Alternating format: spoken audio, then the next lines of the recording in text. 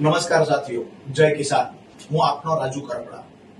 Botad marketing યાર્ડમાં ખેડૂતો જે બે માંગણીઓ લઈને ગયા હતા એ માંગણીઓ લેખિતમાં બાહેધરી આજ દિવસ સુધી ચેરમેનને ન આપી, જેના કારણે માર્કેટિંગ યાર્ડની અંદર જે ખેડૂતો ધરણા પર બેઠા હતા એ ખેડૂતોને પોલીસે ત્યાંથી દંડા મારીને હટાવી દીધા. પોલીસ દ્વારા કહેવામાં આવ્યું માર્કેટિંગ યાર્ડની અંદર ખેડૂતોએ બેસવાનું નહીં.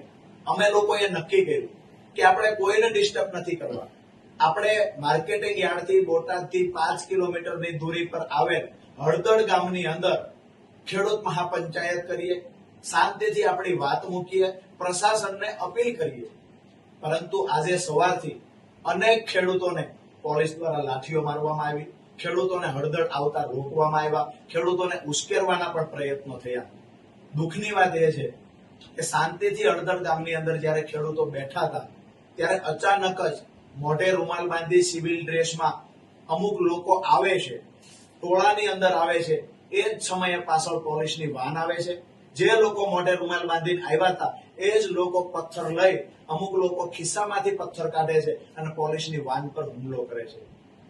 ખરેખર વાત આખી એ છે કે અમે શાંતિનો સંદેશ લઈને નીકળ્યા હતા, તેમ છતાંય ક્યાંક ને ક્યાંક આયોજનપૂર્વકનું ષડયંત્ર કરી અને ખેડૂતનો અવાજ કાયમી ધોરણે દબાવવા માટે આ એક આયોજનપૂર્વક સાજિશ થઈ છે.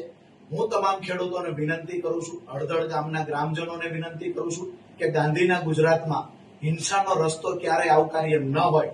પોલીસ દ્વારા ઉશ્કેરવામાં આવ્યા, પોલીસ દ્વારા પથ્થર ફેંકવામાં આવ્યા, પોલીસ દ્વારા ટીયર ગેસ છોડવામાં આવ્યા, તેમ છતાં ખેડૂતોએ ધૈર્ય રાખ્યું છે, શાંતિ રાખ્યું છે. આગામી દિવસોમાં પણ કોઈ ખેડૂત ઉશ્કેરાય નહીં અને શાંતિનો માહોલ ડહોળાય નહીં એવા પ્રયત્ન એક ખેડૂત તરીકે આપણે સૌએ કરવાના છે. મારી નમ્ર અપીલ છે હળદળ ગામ, બોટાદ જિલ્લાના અને ગુજરાતના ખેડૂતોને કે શાંતિ ન ડહોળાય એનું આપણે ધ્યાન રાખીએ. આગામી દિવસોમાં ગાંધી ચિંધ્યા માર્ગે આ લડાઈને ચાલુ રાખીશું.